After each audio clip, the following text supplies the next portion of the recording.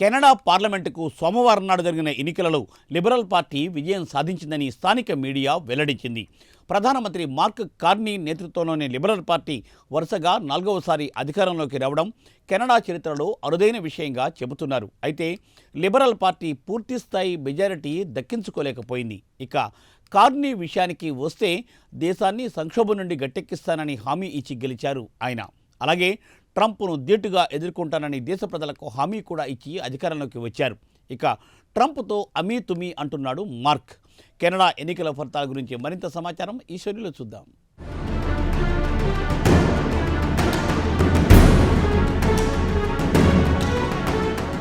సోమవారం నాడు ఏప్రిల్ 28న జరిగిన కెనడా ఎన్నికల్లో ప్రధానమంత్రి మార్క్ కార్నీ నేతృత్వంలోని లిబరల్ పార్టీ విజయం సాధించింది. కాగా public broadcaster CBC, CTV news 2 liberals కెనడాలో తదుపరి ప్రభుత్వాన్ని ఏర్పాటు చేస్తాయని ముందస్తుగా అంచనా వేశాయి. కానీ లిబరల్స్కు పార్లమెంట్లో స్పష్టమైన మెజారిటీ లభిస్తుందో లేదో ఇంకా తెలియదని వెల్లడించింది. అయితే లిబరల్స్ వరుసగా 4వసారి ప్రభుత్వాన్ని ఏర్పాటు చేసి రికార్డు సృష్టించారు. కాగా కెనడా పార్లమెంటు చరిత్రలో ఇది అరుదైన విషయంగా చెబుతున్నారు. ఇక కెనడా విషయానికి వస్తే జస్టిన్ ట్రూడో నేతృత్వంలో దేశాన్ని ఆర్థికంగా భ్రష్టు పట్టించాడు. దేశం ఆర్థిక సంక్షోభంలో కూరుకుపోయింది. ప్రజల నుంచే కాకుండా సొంత పార్టీ నుంచే తీవ్ర వ్యతిరేకతను ఎదుర్కొని రాజీనామా చేయాల్సి వచ్చింది. దీంతో లిబరల్ పార్టీ గత్యంతరం లేక మార్క్ కార్నీని తాత్కాలిక ప్రధానమంత్రిగా ఎంపిక చేసుకుంది. ఇక మార్క్ కార్నీ విషయానికి వస్తే ఆయన కెనడాతో పాటు బ్రిటన్ సెంట్రల్ బ్యాంక్ గవర్నర్గా పనిచేసిన అనుభవం ఉంది. బ్రెగ్జిట్ తర్వాత బ్రిటన్ ఆర్థిక సంక్షోభంలో కూరుకుపోయినప్పుడు బ్యాంక్ ఆఫ్ ఇంగ్లాండ్ గవర్నర్గా దేశాన్ని ఆర్థిక సంక్షోభం నుంచి గట్టెక్కించాడు. ఈ విషయాన్ని ఆయన ఎన్నికల్లో బాగా ఉపయోగించుకున్నాడు. బ్రిటన్ మాదిరిగానే కెనడాను ఆర్థిక సంక్షోభం నుంచి గట్టెక్కిస్తానని హామీ ఇచ్చి ఎన్నికల్లో గెలిచాడు.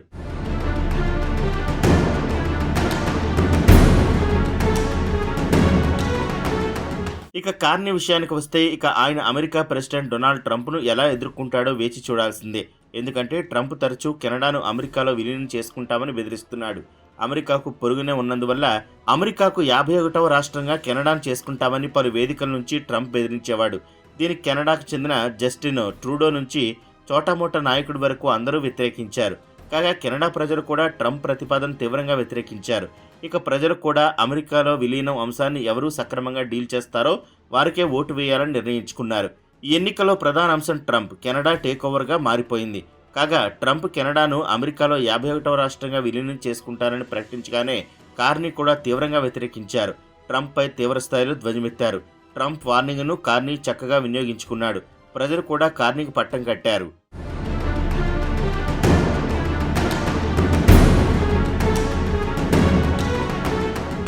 ఇక కార్నీ తన ఎన్నికల ప్రచారంలో తాను గతంలో బ్రిటన్తో పాటు కెనడాకు సెంట్రల్ బ్యాంక్ గవర్నర్గా పనిచేసిన అనుభవం గురించి వివరించారు. తనకు గ్లోబల్ ఫైనాన్షియల్ రంగంలో అనుభవం ఉందని ప్రజలకు వివరించి చెప్పాడు.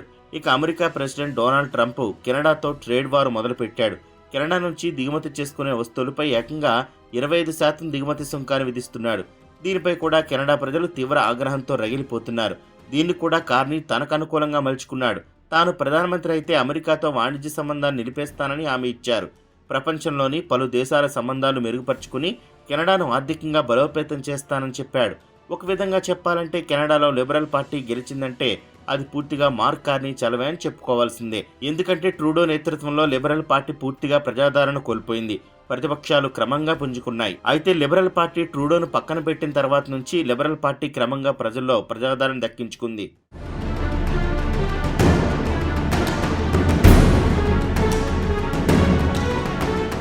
ఇక కెనడాలోని హౌస్ ఆఫ్ కామన్స్లో మొత్తం 343 సీట్లకు గాను మెజారిటీ మార్కు 172 సీట్లు సాధించాల్సి ఉంటుంది. అయితే లిబరల్ పార్టీ మెజారిటీ మార్కుకు సమీపానికి చేరుకుంది. 169 సీట్లు గెలుచుకుంది. అయితే కార్నీ చిన్న పార్టీల మద్దతు ప్రభుత్వాన్ని ఏర్పాటు చేసుకునే అవకాశం ఉంటుంది.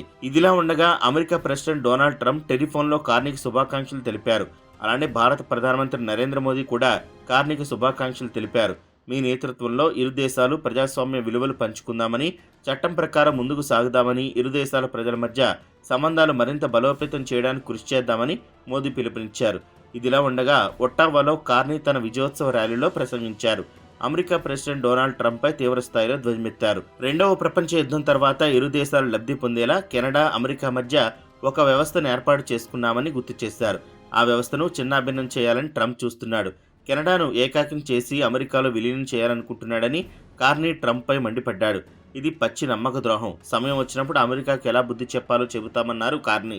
దీనికి కెనడా ప్రజలు ఐకమత్యంగా ఉండాలని పిలుపునిచ్చారు. ఇదిలా ఉండగా కన్జర్వేటివ్స్ ఓటమిపై పొయిలివ్రే స్పందించారు. లిబరల్స్ చేతిలో ఓటమిని అంగీకరించారు. ప్రతిపక్ష పార్టీగా ప్రభుత్వం తప్పులను ఎండగడతామని అన్నారు.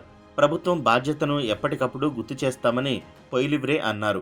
అయితే ట్రూడో భారీగా ప్రజాదరణ కోల్పోయిన తర్వాత కన్జర్వేటివ్లకు ప్రజల్లో మంచి ప్రజాదరణ లభించింది.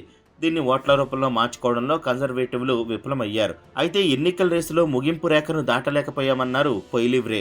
కాగా ట్రూడో దశాబ్ద కాలం పాటు అధికారంలో ఉన్నప్పుడు ప్రభుత్వాన్ని నడపడంలో ఘోరంగా విఫలమయ్యారు.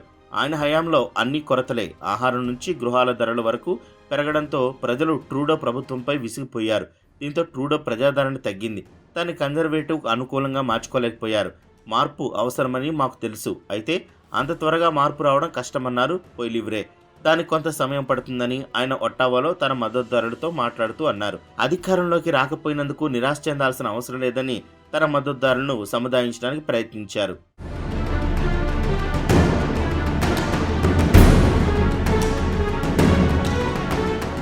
ఇక కెనడా ఎన్నికల్లో మరో కీలక ఘటన చోటు చేసుకుంది.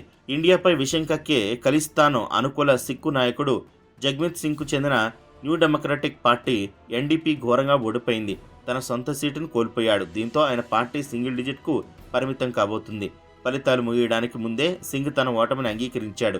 కాగా సింగ్ బ్రిటిష్ కొలంబియాలోని బర్నబే సెంట్రల్ నియోజకవర్గం నుంచి పోటీ చేసి ఘోరంగా ఓడిపోయారు.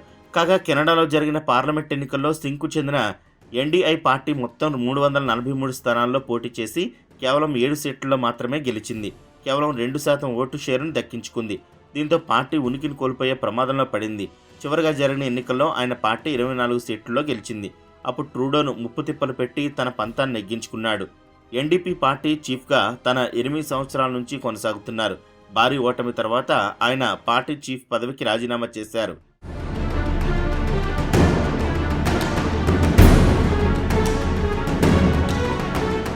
ఖలిస్తాన్కు అనుకూలంగా ఉండే సింగ్ ఇండియాకు వ్యతిరేకంగా కెనడాలో కూర్చుని కుట్రలు పన్నుతున్నాడు. ఇదిలా ఉండగా ఖలిస్తానీ టెర్రరిస్టు హర్దీప్ సింగ్ నిజ్జార్ను బ్రిటిష్ కొలంబియాలో గుర్తు తెలియని వ్యక్తులు కాల్చి చంపిన తర్వాత కెనడా ఇండియా మధ్య సంబంధాలు పూర్తిగా దెబ్బతిన్నాయి. నిజ్జర్ హత్య తర్వాత సింగ్ కీలక నాయకుడిగా అవతరించాడు. ట్రూడోపై ఒత్తిడి తెచ్చి మోదీ ప్రభుత్వంపై నిజ్జర్ హత్యను రుద్దాలనుకున్నాడు. ట్రూడో ఇండియాకు వచ్చి నిజ్జర్ హత్య గురించి మోదీ గొడవపడిన విషయం తెలిసిందే.